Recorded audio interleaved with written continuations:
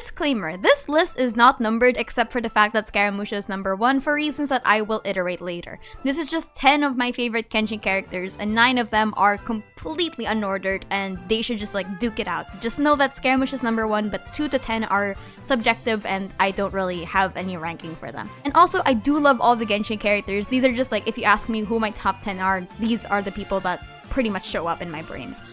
So, number 1 is Xingqiu. Xingqiu for me has always been a character that is very, very, very questionable, but someone that I deem as my comfort character. Comfort character in a way that I just enjoy his presence. There isn't too much depth to him that you need to use your brain to think about his lore, and he's honestly just someone that I can definitely see in my life, quote unquote, as being a good friend. His relationship with Chongyun has definitely sparked my interest for him in the way that he's this proper, pristine, kind, noble man versus how he treats his friends and how he has a rap battle, a poetry battle with like Hu Tao and Chongyun like in the background. I think that's really, really, really cute.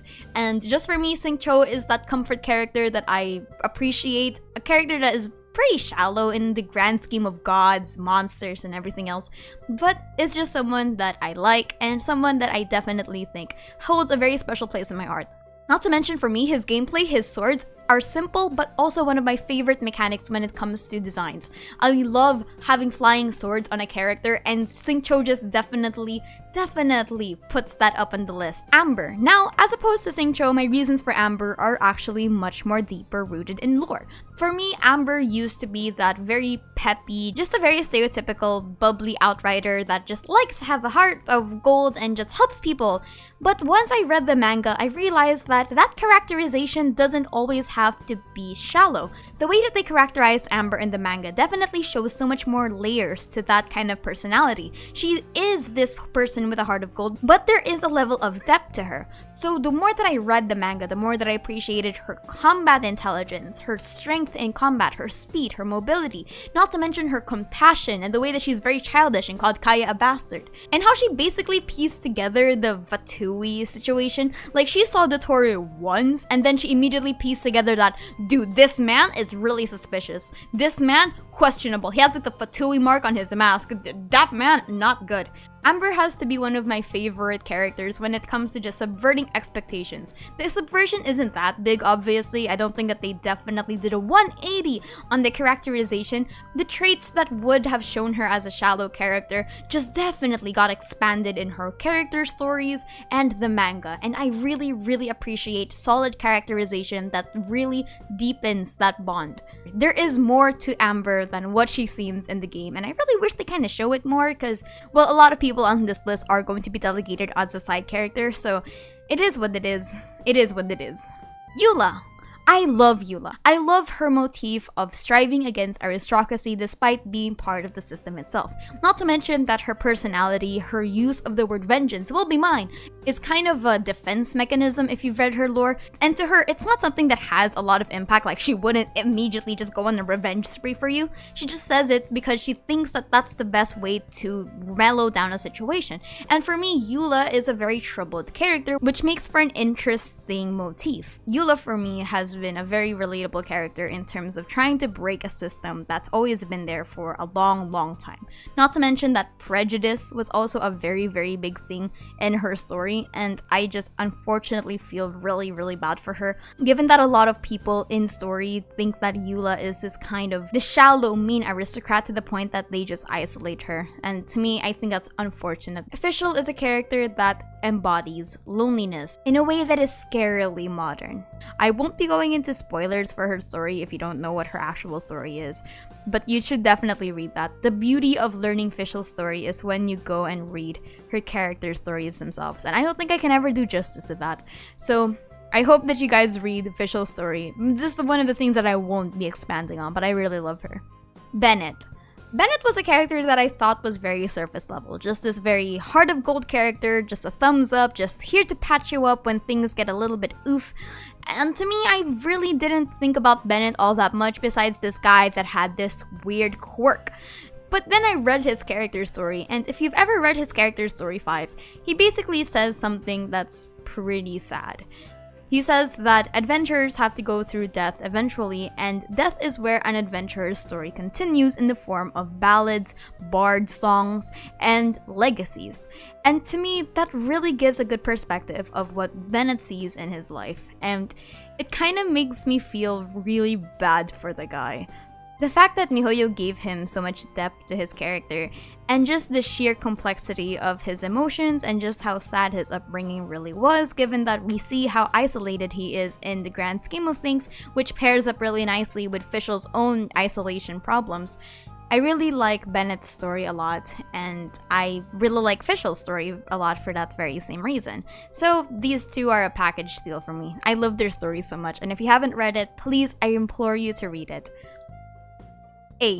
A's characterization for me has been quite a very difficult thing to talk about.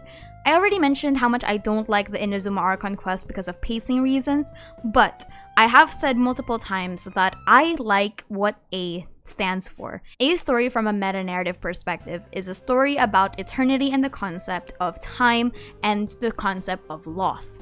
From a lore standpoint, and just from what is being said about her story, I really love the motif. I've always said it before that A for me has a special place in my heart given her story, but her execution was really questionable. I always thought that the mentality she had in the past is human. It's a very flawed thought, and that's what makes a good character, because she isn't completely wrong, and it's very self-indulgent. Keeping time in a standstill is unfortunately a solution. It's not a good solution, but it is a solution nevertheless. And that to me is what makes A very interesting. She's someone that is flawed and someone that had a very dangerous way of thinking. Does this justify her? No. Good writing does not immediately mean that you justify your actions, but good writing means that you contextualize what those actions mean in the terms of backstory. I like the idea that they had for her, I really do. And I also really like the fact that she realized that she was wrong, and that's not how eternity works. That's not what eternity means. I enjoy seeing her growth, and she just goes, yeah, I was wrong. And then, like, YouTuber apology style. But yeah, I really like A. Scaramouche. Now, Scara is a very difficult character to like. In terms of, in story, everyone just collectively dislikes him. But his story from, an outsider perspective is pretty sad. I always loved the concept of puppets even before Genshin Impact. I loved the color purple and I loved his design from the very beginning because I love bowl cuts for some reason when it comes to game. Not to mention his personality was definitely something new when it came to Genshin. Someone that was a complete two-faced douchebag. The moment he was introduced is someone that sticks in someone's mind as, yeah, screw this guy. The moment that I saw Scaramouche, I knew exactly that, damn, that guy knows how to make an impact on an audience. Because most of the time, whenever you see characters in this game, it's always goody two-shoes in a way. We never really have the complete douchebag character, you know what I mean? So when we saw Scaramouche just unfortunately berate this one guy for accidentally speaking his mind, there was just, like, he was immediately just cast out as a outlier. It's weird. It's a really weird thing. And then we get the Husk of Opulent Dream story in the Surpassing Cup. And that just kind of cemented that, yeah, this guy is going through stuff. Now, I'm not saying that a redemption arc is on his way, because for me personally, I don't think that he should be redeemed. There's a reason that he's known as the worst Fatui Harbinger, even amongst the Fatui Harbingers, and why people don't like him. And I don't think that his actions, despite being explained by the Husk of Opulent Dreams, should be forgiven. But I just really like Scaramouche and what his story is. His story has gone through a lot of changes, and interestingly enough, the people that are supposed to signify eternity, stillness, and nothingness are the people that are going through the biggest amount of change. And I think that's really funny. I think there's a divine comedy somewhere up there. And for me, I think Scaramouche just having this active story right now of him changing and going through something is interesting.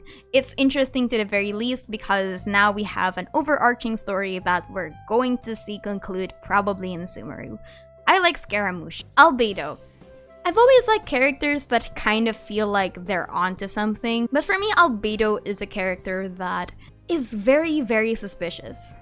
Albedo for me has always been complex, and for the same reason that I like Scaramouche, I really like the puppet motif and the thought of artificial intelligence, I also like the thought of synthetic humans finding humanity through emotions. Albedo's motif is very interesting, and I don't think that he's completely a robot. Like, this isn't a Detroit become human kind of situation. But he's scared that he'll either hurt people when he loses control, or he doesn't really know how to integrate himself to human society. Just kind of makes me feel upset for the guy, and it makes for a really interesting narrative. Complexity in a character for me is just what sells it. Next, Diluc. Diluc is a character that I appreciate both gameplay-wise and lore-wise. Now, some of these characters that I just named, I don't usually play them a lot because I don't like their kit and game, I just like their story. But Diluc for me has always been one of my favorite go-to characters, and I just don't say it a lot, but if you watch my streams, you would know that I play Diluc very, very, very often. I really like gentleman characters in this game, gentleman characters that also have this kind of air of snarkiness to them and sarcasm that I feel like Diluc very, very, very well personifies in not only the manga, but also his character lines. There's a character line where he tells you that he doesn't need an umbrella, but you can use one if you want, and another is that when he plays chess with you, you can actually hear that he's most likely smirking, and I really like that. He did go through a very, very heavy loss, and he did find the truth about the Fatui Harbingers, which, fun fact, this man used a delusion in the past and didn't get, tepid or creepest deletest. And I think that's pretty cool, honestly. I just like Diluc. I like red-headed people, okay? I'm sorry. Venti. Venti is a character that is very suspicious, and if you have been listening to me ramble on for much, you know that I like very suspicious characters that have a hint of mischief and very, very, very, very deep knowledge of the world around them while saying that they don't. And for me, Venti may seem like this chipper, happy character, but he has a lot of baggage that he's hiding. Not to mention his correlation with the news story and the hints that there is something bigger and Venti is most likely the middle piece of the puzzle. That's why he's the queen. He's the most important piece of the puzzle next to the king. You don't want to lose your queen when you play chess. Venti is really questionable. That air of mystery that goes around, I don't know. It's just something. It's just something just off about this guy, okay? Something just really off about this guy, and I want to grab him in 2.6 and just say, "What do you know about Conria?" And then plow him to the ground. Fist first! Well, okay, anyway. Other notable mentions. Well, everyone else. I don't really have a character that I wouldn't rightfully say is my favorite, besides maybe Aloy, because she's not really a character that is in the lore itself. For me, characterization is important in a game like Genshin because Genshin's a gacha game, and I really, really, really like all the characters here. I've been endeavoring to 80 all of them because that's just my testimony to their story itself. I like Xinyan because it shows us that stereotypes kind of hurt a person, and prejudice is one of the biggest flaws when it comes to judging a person's personality. I like Chongyun because he's earnest, he's diligent, and someone that honestly just wants to see the fruits of his labor. I like Sucrose because she's a workaholic, and she reminds me a lot about myself. You don't really want to rest a bit if you like what you're doing. I think that the way that they wrote Genshin and the depth of their characters is fairly nice to me. So I can confidently say that I like all the characters in Genshin Impact. And I just wanted to give a little bit more praise to Genshin's writing community because hot damn, you guys are onto something and you guys are absolutely killing it. Thank you to Genshin's lore writing team.